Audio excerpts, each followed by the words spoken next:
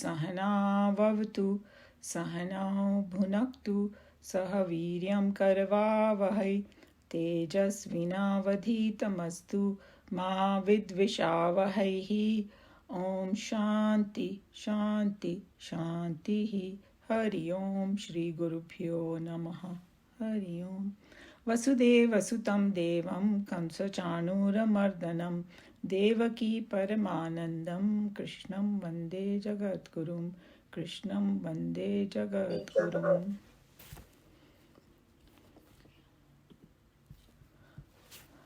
Okay, so we were, yeah, I have to mute. Okay, there you go. We were on verse 12 now. We finished verse 11 of chapter 6 of Bhagavad Gita. And Krishna Bhagavan was talking about choosing, in the verse 11 that is, just to have the connection with verse 12, choosing a pure and clean spot, and we discuss in detail how that could be and what you could do, and also what kind of asan it should be. And there was an asan which jo hum log bichhate hain, wo asan, and it said, kusha grass and it's animal skin and cloth and all, but then Swamiji said you can just have a blanket. Idea is to have something comfortable, not too high, not too low.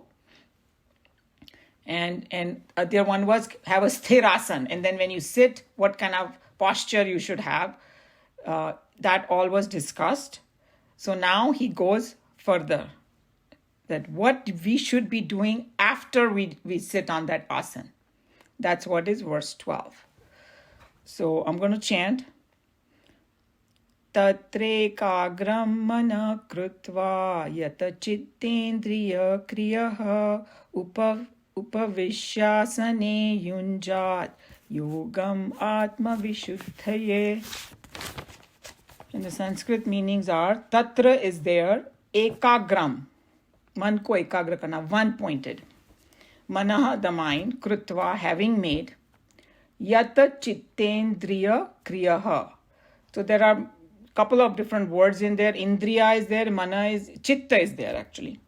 And chitta has a specific meaning, and we'll go in detail about that. So indriya or chitta ko ki kriya ko band kar dena, that's what it means. One who has controlled the action of mind and the senses. Upavishwa, being seated. Asane, on the seat. So asan pe baithne ke baad. Yunjata, let him practice. What let him practice? Yoga. Atma Vishuddha. For what purpose? For the purification of the self. So let's see the different things that they are talking about in here. So as I said that when we were discussing verse 11 that, have that asana and also now you all know what exactly he's talking about. So now the next step is removing all the distractions from around the world and from the inside the mind also. So then, the Nikhilananji was explaining that mind is made up of thoughts. And what happens to our thoughts, we already know very well. They run from one object to the other constantly, continuously as thoughts are moving. So the first step is to develop the concentration, focusing on one thing, one pointed. So that's why the word over here, ekagra. जैसे कोई हम लोग काम भी करते हैं, बोलते हैं ना मन लगा के करो, सब बाकी सबको बंद करके उसमें लगाओ. That's what basically the idea is, to make the mind single pointed. And then what single pointed, for what purpose? The ultimate goal is, of course, object of meditation, which is our own self. For that purpose, we have to make the mind concentrated. How we can do it? There are several techniques that we have discussed in the past and different occasions. You could in the beginning, we need to do all this. This is like a part of the upasana, that you can have attention on one mantra, repeated mantra. So then we bring our mind from outside to that one mantra, focusing on the breath, and we will discuss more about it. Because breath is a very powerful tool. And focusing, so mind is given a job, basically, to stay at one place, And you could even have the image of your Ishta Devata, and all those things come under this. Idea is that thought should flow in one direction. But Nikhilananji was explaining it very nicely that, just concentrating is not meditating. It's not meditation. Because a lot of people just get probably stuck at that and then they don't know what's the next thing. This is just a preparation at the preparation level to keep our mind concentrated. And then also, japa is part of the mantra that I was talking about. And then some people practice this focusing on different parts of the body. They start with the toe. Like Gaurang Bhai used to do that when he used to teach us meditation, for the early seekers, that, how to bring our mind. So instead of all the outside stuff, he'll say, okay, focus on your toes and then focus on your calves and knees. And, like that, he will go up. And then by the time you reach the head, your mind has become focused. So that could be a technique also. And what is the whole idea? That removing all the distractions. So, and here the words that Krishna Bhagavan has used is yat chittendriya kriya. So he's telling you that the kriya of the senses and mind both have to be stopped. Because he was explaining that how the disturbance दो जगह से आता है. एक तो senses से और एक mind से because विचारों से, that we are thinking of different things. And the senses, what are the jobs of the senses? कि be outwardly. Remember we learned that in Kathopanishad, that they are outwardly. So they will start, कोई आवाज होएगी, कुछ होएगी, then it will start thinking about that. So that is one of the problems when we are sitting. So sound, taste, touch, form, all these things. So they tell you, close your eyes. So chalo, form to humne band kar diya. And then we are focusing on something else. So that way, seeing ka problem khatam ho gaya. But we cannot block our ears. We cannot block the smell. Those things we cannot, otherwise we can't breathe. So there are certain things that we cannot block. But what he was saying is, it's almost like they don't need to interact right now. उनको समझाना पड़ेगा कि देखो अभी ये time जो है ना, अभी this is not a time that you need to function. छुट्टी दे दो उनको, he was saying. So that was a very good way. कि तुम्हारा कोई काम नहीं है अभी. So that means अगर कुछ noise आ रहा है, कुछ smell आ रही है, तो भी you don't engage with it. That's the whole idea. You don't want to start thinking and start contemplating upon it. Just sit relaxed and not engage. So those were the things he was talking about. And then there is, in chapter 5, Krishna Bhagavan, there was a verse he was mentioning that, keep the outer stimuli outside only. Don't let it enter your mind. Shama Dhamma, like we have discussed, those practices of Shama and Dhamma. And then, he's talking about, when we talk about senses in Vedanta, it is 5 senses and 5 karmendriya also he's talking about. And that's why they tell you to sit. So your legs are also locked. Some people have this habit of shaking the leg when they are sitting or something. So when you're sitting cross-legged in a sukhasana or something, you're not going to be able to do that. Or if you cannot sit on the floor because of your age or some medical condition, then Gaurang Bhai used to always say, put your feet firmly on the ground.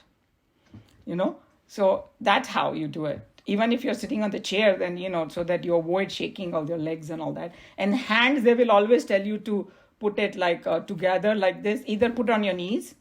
You can even do the Jnana Mudra, because some mudras also help us calm our mind. Or you can, put it on top of each other and put it in your lap. So you are controlling the organs of action also. And then he was talking about what is chitta. So chitta is bundle of memories that we have in our mind. Because mind always goes into past and future and all that. So he's saying to restrain those kind of activity of the mind. That's why you focus on one point. And then he was saying that if you do that, the mind will become calm and peaceful. And coming back to like practicing on the breath, because I know that Vipassana and all that people do it, give a lot of importance. A lot of people, when they talk about meditation, they'll say focus on your breath. Why do they say that? Because firstly, to bring the mind in the present, breath is a very easy thing to do because it's happening continuously in the present.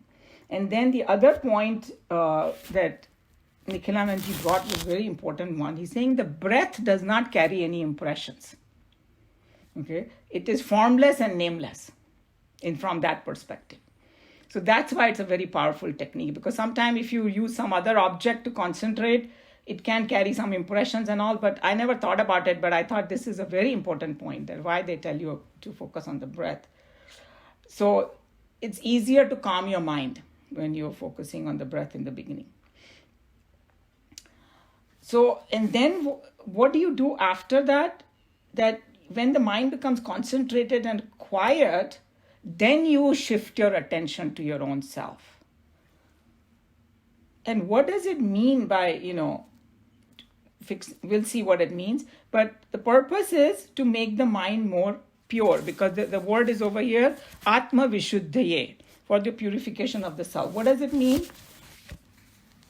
Purity of mind by doing different yogas. So if you go back to how Lord Krishna started the journey, was he says start doing karma yoga, then do upasana. That by doing upasana you will gain knowledge, and after knowledge you do dhyana. So this is like a slowly the journey, and the whole purpose is making your mind pure. And in the end, what is the goal? That it becomes so pure that the ignorance is also gone. Because the whole idea is that, when we don't have knowledge, proper knowledge, that's when ignorance resides in and that ignorance takes the form of all the kama, krodh, lobh, moh, mad, matsarya and all that. So the idea is to actually gain abidance in our own self. So the early part of all the preparation in meditation is only sole purpose of making our mind pure. And here the word is used Vishuddha. So Shuddha means pure, Vishuddha means special pure, absolute pure. Whenever they put that word, the letter V before the something, it is very, very special, that means. And then something that he talked about that people don't think about this, and see if you can connect to this. So he's saying that there are two things. One is called paying attention and one is called thinking. Though according to him, these are two different activities. When you say pay attention to something, they are talking about more awareness. Be aware of something. And when you are thinking of something, it takes a different turn, because then it means you're thinking about the past and thinking about the future and memories and different words and all that. Then all the other problem will start. So that distinction we have to keep in mind what they're talking about. So he's saying that thinking is actually very distracting. And we know, and there's a danger when you start thinking of past and future, then some other point might come along and then your mind is lost totally.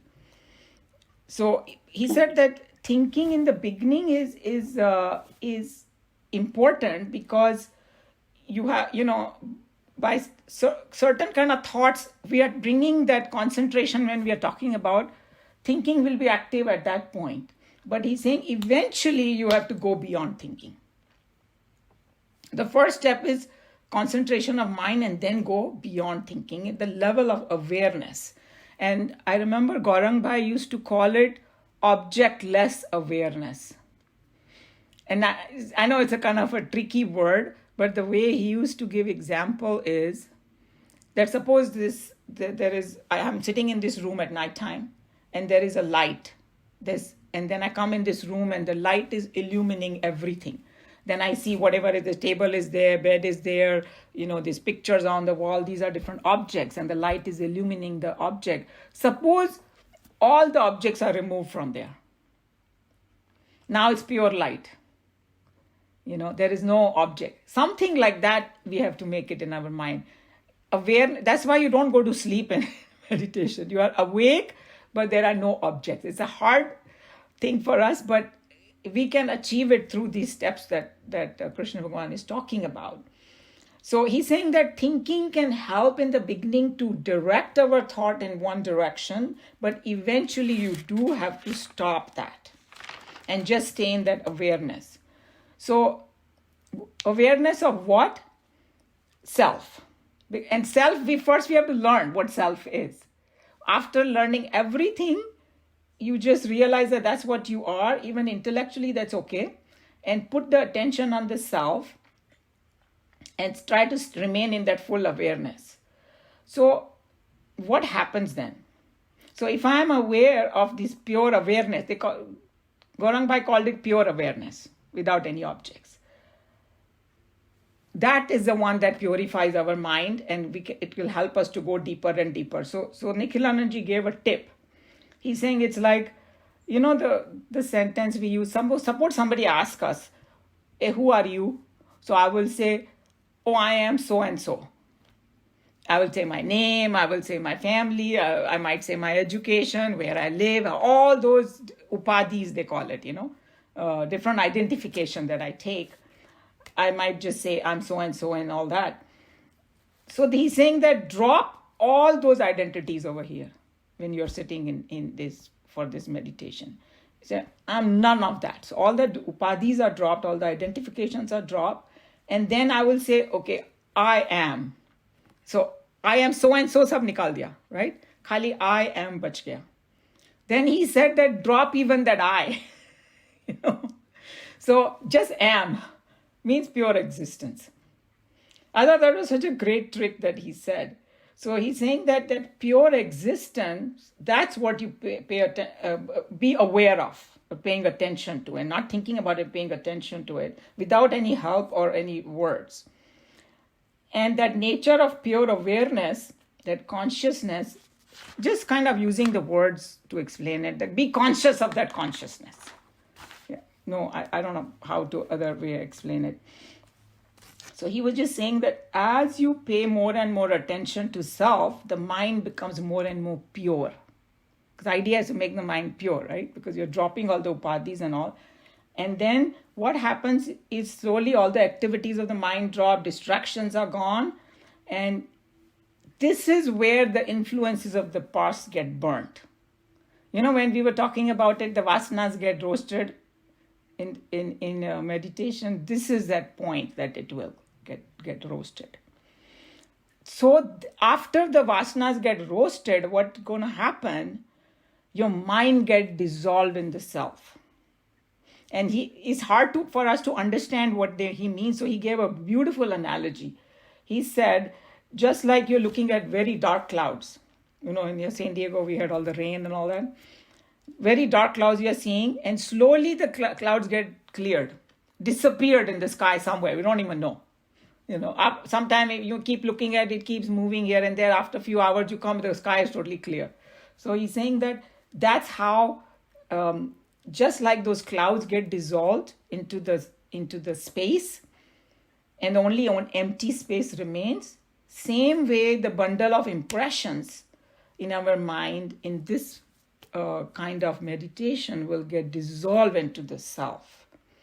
And that's what is our goal. So the whole idea is to purify the mind continuously. And Swamiji in his commentary, when we read, he's going to explain further about the purity of mind and all that.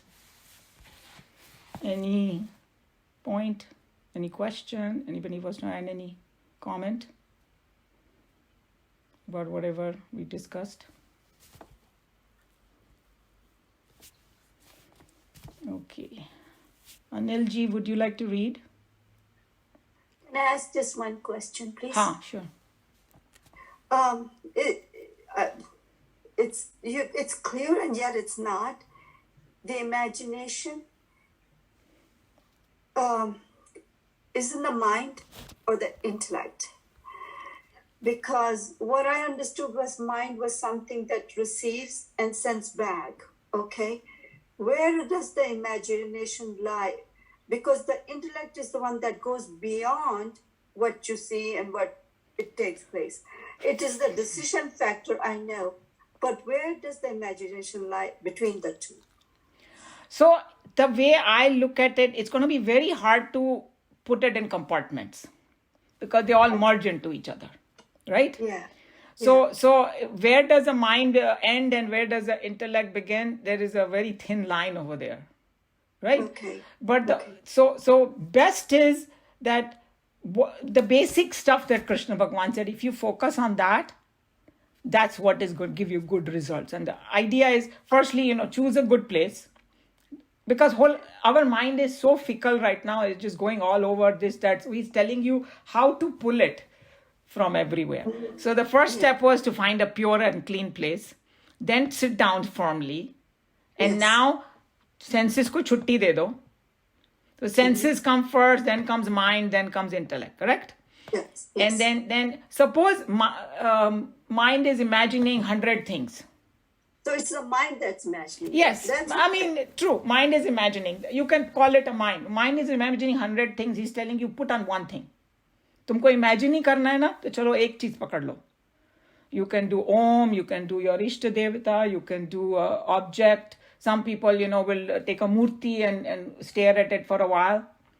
But that's a sound or an object or a scene. Yes, but that is a process he's telling you. Eventually you have to drop that too. Right. But then the imagination goes away. Once you have an object or a sound, True. then the imagination goes away. Yes, so either you can have a physical object. Some people will look at something, say a murti, and then they will close the eyes and keep that murti in your head. So you can Yes. call that imagination, right? You would call that imagination? Yeah, it is. It is a part of imagination because you are imagining that murti in your head, or you are sitting. You don't even look at something. I want to imagine Krishna Bhagwan in my, in the beginning of my day. So I'll close my eyes and I'll think about Krishna Bhagwan, and हमको सबको पता है उनका रूप, कि वे मोर पंख है, ये है, वो है. And sometimes, early stages of meditation, they will even tell you that, okay, look at all different parts of his face. Look at his eyes in your imagination. Look at the more punk, and that also is a process of concentration only. Because you are bringing your thoughts from all the way from outside to in, but eventually you have to drop that too. Yes. That's what it is. Okay. So, yeah. I don't know if that answered your question, but... Yes. It actually goes beyond mind and intellect both. You finally drop those two. When you imagine that emptiness, that space, you expand within. And that when you are expanding within, then there is no thought, no imagination, no mind, no intellect. It's beyond all those. It's slowly and slowly you reach to that status. Kamlaji, that would be beyond. Right now, we are not beyond, I thought. We were still... Yeah, you're right. Right now, he's talking about, Kamlaji is still talking about early stages.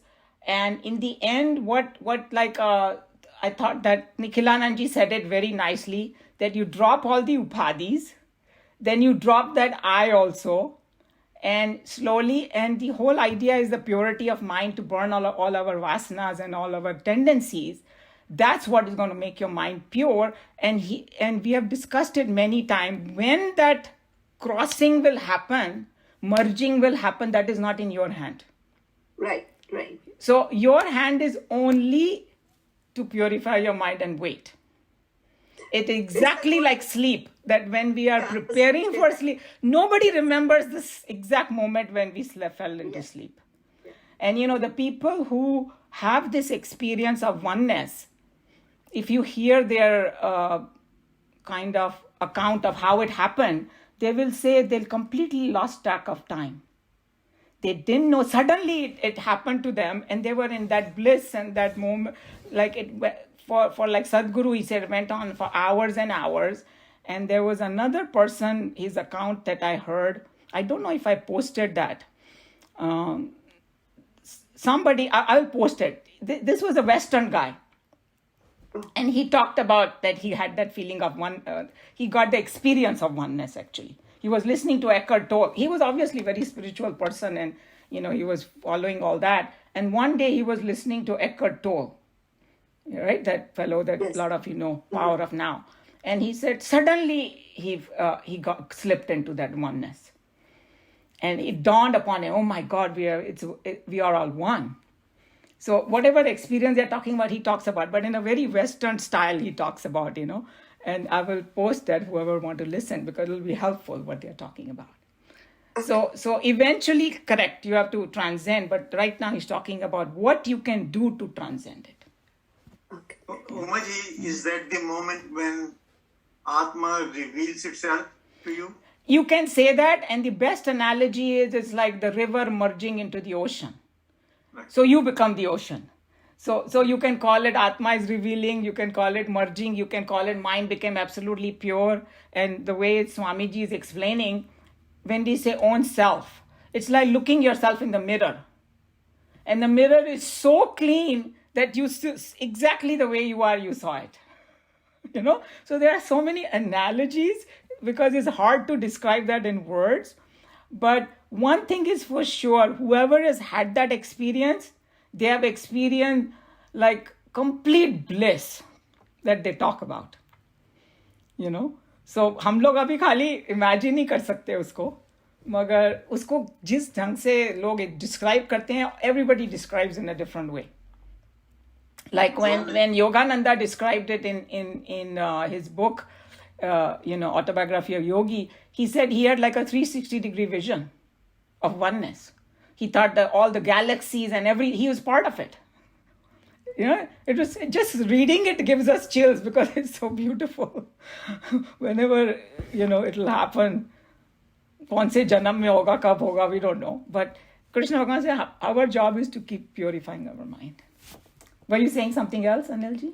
मैं कह रहा था आपने एक analogy use की थी कि कमरे से you are taking things out, basically removing the clutter or whatever is in the room so you can see the light itself.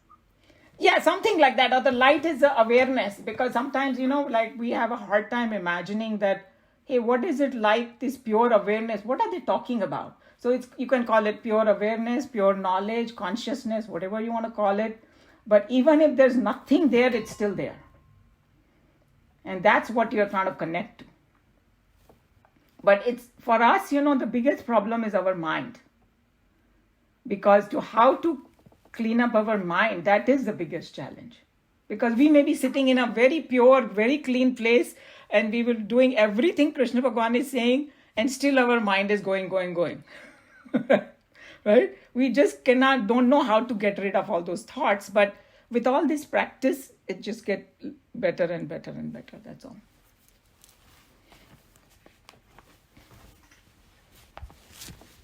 Should I read now? Yeah, sure. There, having made the mind one-pointed, with the actions of the mind and the senses controlled, being seated on the seat, let him practice yoga for the purification of the self. Yeah, I wanted to say that here when they talk about yoga for the purification of the self, means connecting to the higher. And yoga is all this preparation. Yeah, yoga can be karma yoga, dhyana yoga, everything comes, bhakti yoga, everything comes under it. So if you just say the term yoga, then it is usually connected with, connecting to something higher. And here, obviously, they're talking about the highest, the self. However scientifically prepared it might be, to sit in an appropriate asana, seat, is not in itself yoga. The appropriate physical condition is conducive in generating the right mental attitude for the spiritual practices, but a mere physical posture cannot in itself guarantee any spiritual self-development. So this is a very important thing, because some in the Western world now the word meditation has become so loose. They will just say, just sit down quietly, and they call it. But he's saying, khali baithne se kuch nahi hone wala. That's what he's saying. It's just an early preparation of it, yes.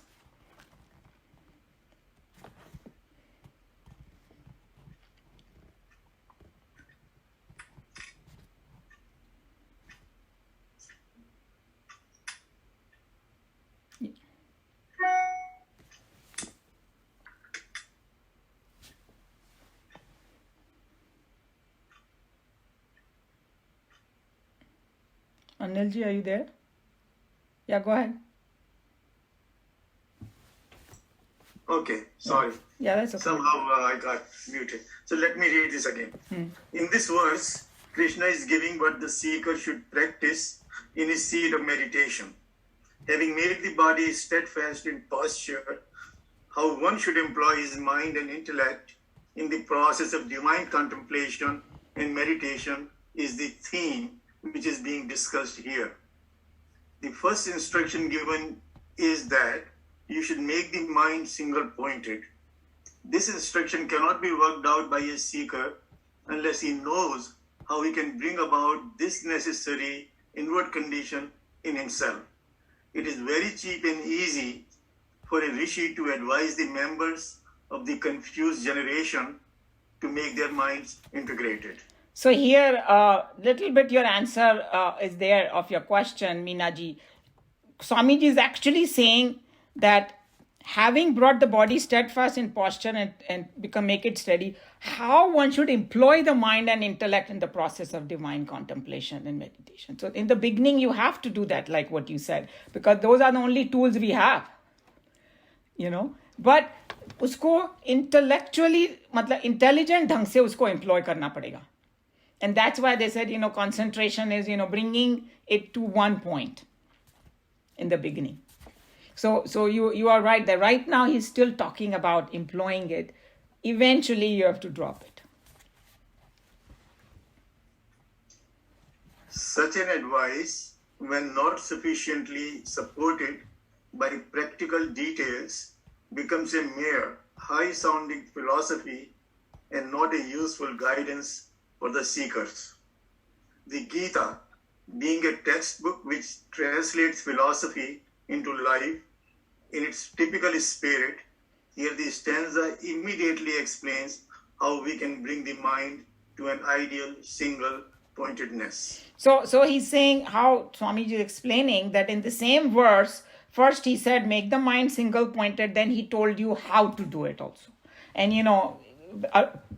along the same lines, like our teacher in Darshana Ben used to say that when you finish the whole chapter 6 and we say okay, you meditate upon the self, and here also other swamis also talked about it. Right now we don't have even a full comprehension of what self is, because we have to read other and understand the other next six chapters to understand what self is. So after we finish all that, then we will be really able to pay attention to the self, So unless we finish the whole Geeta, even this one we cannot do. But he's just telling you the process right now. Subduing the faculty of imagination and the activities of the sense organs. This is the instruction given by Krishna. Single-pointedness is the very potent nature of the mind. The mind gets stunned by its own silence or confused and even mad when it gets dynamized by either the inner forces of one's own surging imaginations or the outward pull rendered by the hallucinations of the sense organs. If these two venues of dissipations are blocked, instantaneously the mind becomes, by its own nature, single-pointed. Yeah. So there was one little paragraph, you don't have that in yours? Such an advice when not sufficiently supported. Did I miss that? Sorry. Yeah. Such an advice, when not sufficiently supported by practical details, become a mere high-sounding philosophy and not a useful guidance for the seekers. The Geeta, being a textbook which translates philosophy into life in its typical spirit, here the stanza immediately explains how we can bring the mind to an ideal single-pointedness. So he's just explaining that, that how it, same thing he's repeating what he said in the previous one, that he's going to tell you, and then you already read this paragraph. So he's talking about that there are two problems that happen when we sit like this. One is that our senses run out.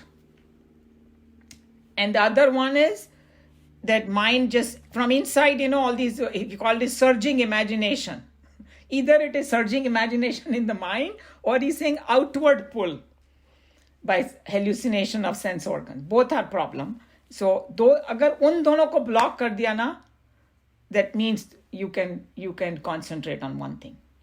So this is early sadhana. And even in the worldly thing, we know if you want to do some very serious work, we got to concentrate on it. Even khana banane ke liye. If you don't, you will put more salt and less mirchi, whatever, Any kind of work, you need concentration. Here is talking about it in meditation, you need that too. You imagine when you're sitting in a quiet place where basically your hearing is not active because you can't hear anything. Your eyes are closed, you don't see anything. You are comfortable enough so you don't feel any touch or anything. Mm-hmm. So sense organs are really inactivated at that time. But sound फिर भी आता है. Some people, like कभी like early stages में ना, like our teachers used to say कि all of a sudden ऐसी आवाजें सुनाई देने लगे कि जो पहले सुनती नहीं थी. कोई bird chirp कर रही है, and your mind might start going to the bird. See what I'm saying? No place is completely silent in the world. Maybe in a completely shut the room, and then सभी कोई लोग तो फिर कुछ अपने अंदर की आवाज सुनने लगेंगे. They start getting scared. God knows, all kinds of things can happen. So senses are, we have not completely shut them out, right? Eyes, yes, you close and you are completely kind of shut. Other things, what can you do with it? So that's why he's telling you, I like the way the Nikhilanandji said कि अपनी senses को बोलो छुट्टी पे जाओ. I don't need you right now. तुम्हारा कोई काम नहीं है इस वक्त. So and basically, like some people give in another language, they will say that when you are trying to connect to this higher and you are sitting there, drop all your relationships at that point. You are nobody's sister, mother, wife, nobody. You are and you and that Atma. That's it. So we have to mentally kind of tell ourselves all those things, So I thought that he said it very nicely, that there are two things that if you learn to shut that, then you will get the concentration. Thus, seated on the either prepared meditation seat and making the mind single-pointed through the process of subduing mental imaginations and controlling the wild activities of the sense organs, the seeker is encouraged to practice yoga. To keep the single-pointed mind constantly at the steady contemplation of the ultimate self is the inner yoga that has been mentioned here. So, here what Swamiji is saying over here, that पहले तो हमने ये दोनों process को subdued किया, senses going out and mind, imagination को बंद किया. Then practice yoga. And what is yoga? Actually single pointed, constantly on the steady contemplation of the self. In the early stages, there are a lot of verses going to come in Bhagavad Gita that, describe the nature of the self, in chapter 7, 8, 9, 10, next 6 chapters. So you can pick up your favorite verses, and some of them have already come in chapter 2, about, hey, what is the nature of the self, it talked about that Atma cannot be burnt, it cannot be wetted, all those things also. Just to early stages, you can use that, all those mantras and things like that. And then finally, the way Nikhilanandji was saying, that awareness of that self. If self is everything, we don't even have to think too much then. But right now, our mind is even not convinced about it. We keep separating ourselves from it too. We call it me and the Atma kind of, you know what I'm saying? But once we learn, hey, everything is one only. Slowly that understanding, the more understanding it dawns in our head, I think, more we will learn to be just aware of it. I personally feel that unless we go through the Bhagavad Gita entirely, this thing doesn't come that easy. But it will get better and better, Naturally, every seeker would desire to know why he should meditate thus. in order to remove all misunderstandings from the heart of the meditators, whether they should thereby directly come face to face with the Atma, Krishna here appends to the verse the effects of such meditation. Through study and regular meditation, the Shastras promises only inner purification. Agitations in the mind are its impurities. A purifying mind is that which has no agitations, and the mind has thus become pure and steady. The consciousness, looking at the steady reflection of itself, comes to rediscover its own real nature. This process is similar to the technique by which we understand ourselves while consulting our own reflection made in a mirror. See, he tried to explain. Because in this verse, Lord Krishna says you are doing all this yoga, practice of yoga for the purification of self. He's not promising that just by doing all this, you will get that, self-realization. But that's why we keep saying, the Vedanta keeps saying, your job is to purify the mind. And the whole process of karma yoga and all that is that. And he talked about this dhyana only after much detail about karma yoga. And he told Arjun also. Arjun wanted to go and meditate in the Himalayas. He's saying, if you're saying that knowledge is the main thing, then why do I have to fight this war? Why I have to do it? I can sit and meditate. He's saying, hello, you're not going to be able to. You're going to sit there and meditate on Duryodhana. You're not going to meditate on the self because your mind is not pure yet. So first do the right karmas, purify your mind from that perspective, then come to this stage and then further purification over here by doing all these steps. So we can't forget all about karma yoga and all that. And, if we are sitting and we are still very disturbed, then we have to know that I have to practice better way of karma yoga, my mental attitude towards doing all the actions every day and go back to it. But Dumaji, that's where knowledge plays a big role, because that helps you drop so many of your desires. Yeah, so that's why I think lot of people talk about the integrated approach. You study Bhagavad Gita, practice karma yoga, sit down, and then we will know where we are. When we are sitting in meditation, if you are very truthful to yourself, is your mind getting quiet or is still running everywhere? If it's getting more and more quiet, we can sit for longer and longer. But, Krishna Bhagavan ne pehle hi warned kar diya ki you could be sitting and thinking of 100 things, then you're a mithyachari. You're thinking I'm meditating, you're not. So all of what we are learning is coming over. We can't forget all our previous learnings. So what you're saying is very true, that, like nature of self. No university teaches that. You have to pick up, Bhagavad Gita or some scripture to know. In fact, they always debate to the nth level about, what is consciousness and what is not. There's right now also so much debate going on in those intellectual people, So, but to truly learn what Atma is, we have to go through the scriptures.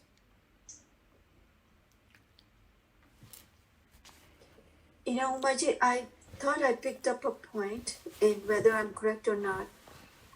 A purified mind is that which has no agitations, and when the mind has thus become pure and steady, the consciousness looking at the steady reflection of itself. Now the reflection is with the Jivatma. Yeah, right? Reflection is the Jivatma. Is the Jivatma. So the consciousness is also there. So the Jivatma is so purified that it reflects itself. That's what I thought. Yeah, that's what he's talking about. Yes. Right? Yeah. Because as long as we are in the body, we are Jivatma. But the Jivatma has become so pure that it has merged from that perspective. Yes, that it becomes sort of one. And that's what we really want in order to start further. Is that to become oneness. And then when does your mind get totally purified? That point nobody knows. So, that's what they are saying. That your job is to just keep doing this, and then, eventually it will happen.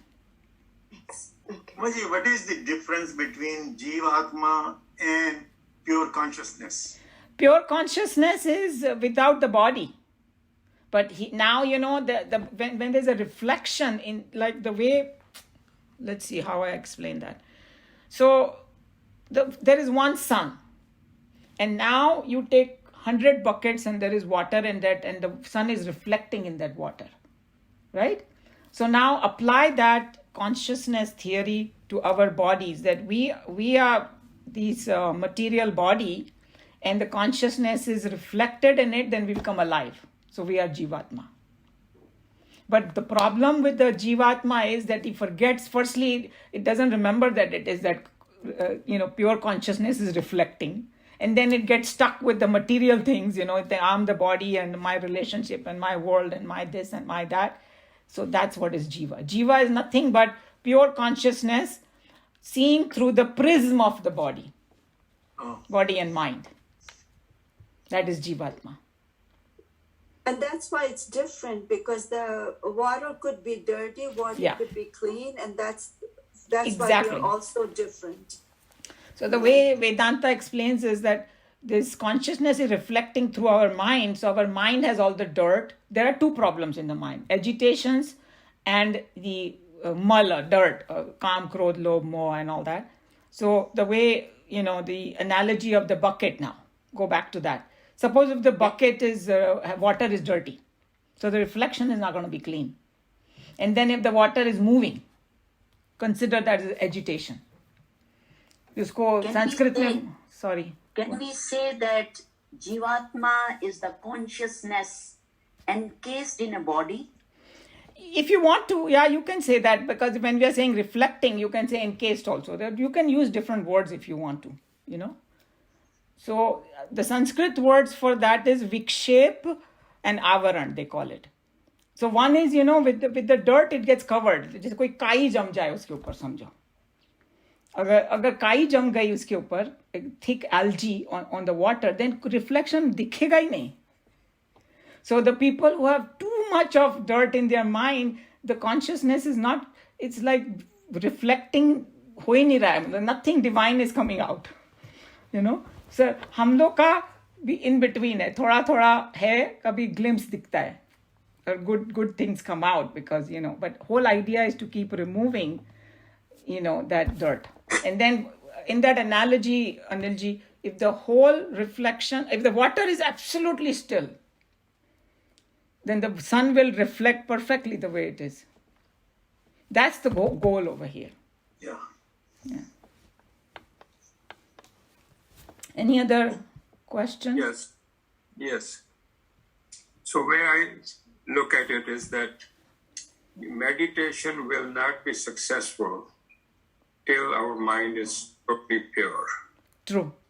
So our efforts should be more toward purifying the mind than trying to spend time doing meditation. Is that right interpretation? I'm not. I don't know. So that's why I was saying that sometimes, these things are so confusing to us, we can say, or we don't know where we stand. So it's okay. And it's a very good thing to be able to sit quietly too, because there are many other benefits of sitting quietly. So I would not discourage that at all. My mind is not pure, so I'm not going to sit, So by all means sit, but through all these verses, you will understand where you are in your position. If your mind is relatively became quiet and it can sit longer and longer quietly, fantastic. And if it's not, then focus more on, all the 5 points of Karma Yoga. Am I doing it from that, everything that I'm doing to Karma Yoga, what he talked about? So I would say that sit and be aware of your shortcomings and work on them. And the instructions are given. Yeah, that's good. That's good. Yeah, thank you. Mm-hmm. Anybody else? Want to share anything about this or comment or add anything?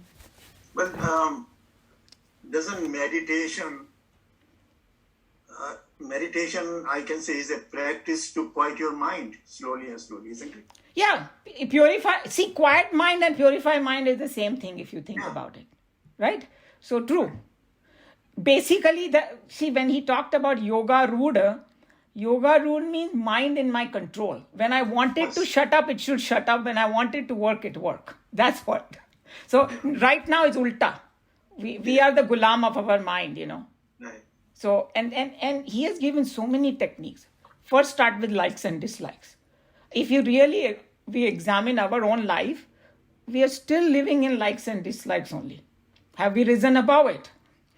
More you rise, more it will become quiet and pure. So all these are totally interlinked.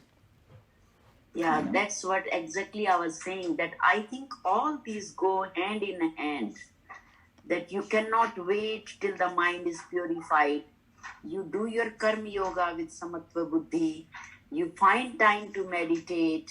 You read scriptures to understand.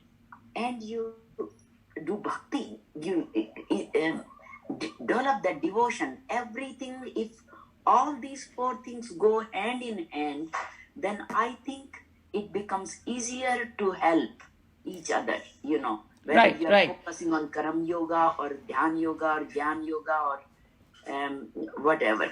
So if you practice all those four throughout your day, every day, then I think it will help in each other. So when it comes to the karma yoga part, the karma yoga is like we have discussed it many times, and I think that it was Sarvapriyananji who gave a absolutely fantastic example about karma yoga, because people want to jump very fast, to meditation and all that, right? So he said it's like saying to somebody, okay, I want to catch that plane in the airport and go to New York, say, okay? So he said, first you take a taxi, go to the airport, and then go take the plane and go to New York. So somebody might say, oh, you take a plane to go to New York, why do I need to take a taxi? Right? But hey, if you don't take a taxi, you won't reach the airport.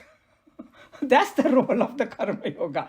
So depending on where you are, if your mind is very chanchal, then you have no choice but to do karma yoga. But like Kamlaji was saying, you can take some time out to sit down and all that. But early stages mein, all of the shastras, everywhere, they talk about this. So, the right relationship we have to understand. So it's like also that they're related to each other. That you take this first and then you do the next. हम लोगों को ऐसे सिखाया गया है कि suppose you sit for maybe 15-20 minutes. Maybe there is some time, even for a minute, even for a second if you merge. That's important. See, that is given because, even थोड़ा rest करने के लिए भी तो बैठना पड़ता है ना. Nobody can be physical the whole. Sometime No, suppose we are meditating. My mind is going here, there, everywhere. But there is few seconds. I feel that it was nowhere. It was there. And you can hold on. So that's a good technique too. Just then hold on to that and move on. So I think that there is this is how I would put it after, discussing all this. There is no absolutely fixed path. If you know the goal, I have to purify my mind, then just keep that goal in mind and see what works for you. That's it. And karma yoga, I think that's my thinking. That after I'm done, like everybody's fed, I did my work. At home, we are all grihasthas.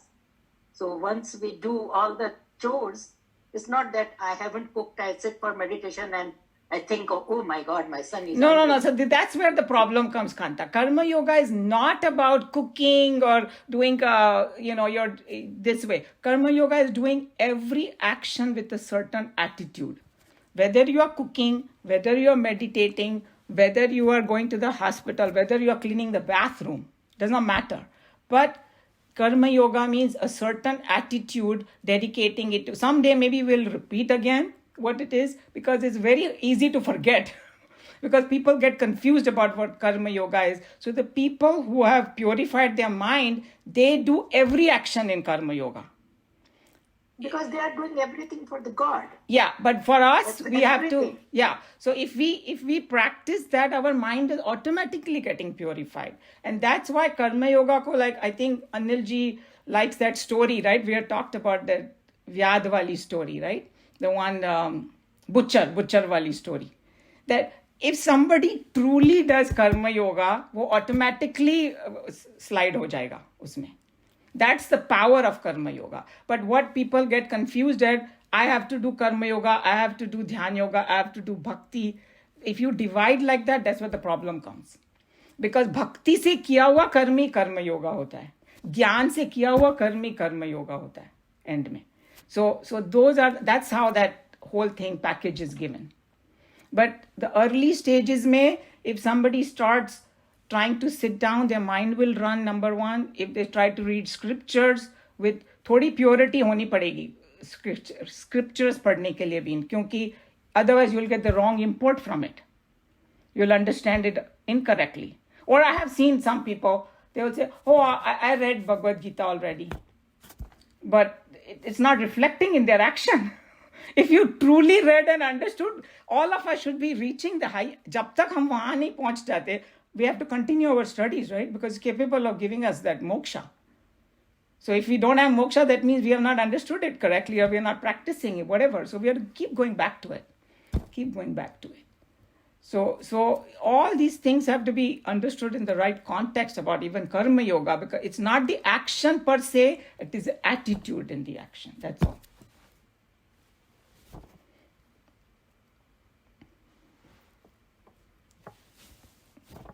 So, shall we close Bhagavad Gita here?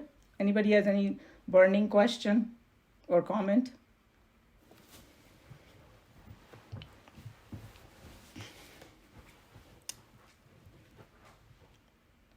Okay. Sarvadharman parityajya mamekam sharanam vraja aham tva sarva papebhya moksha ishyami ma shuchaha.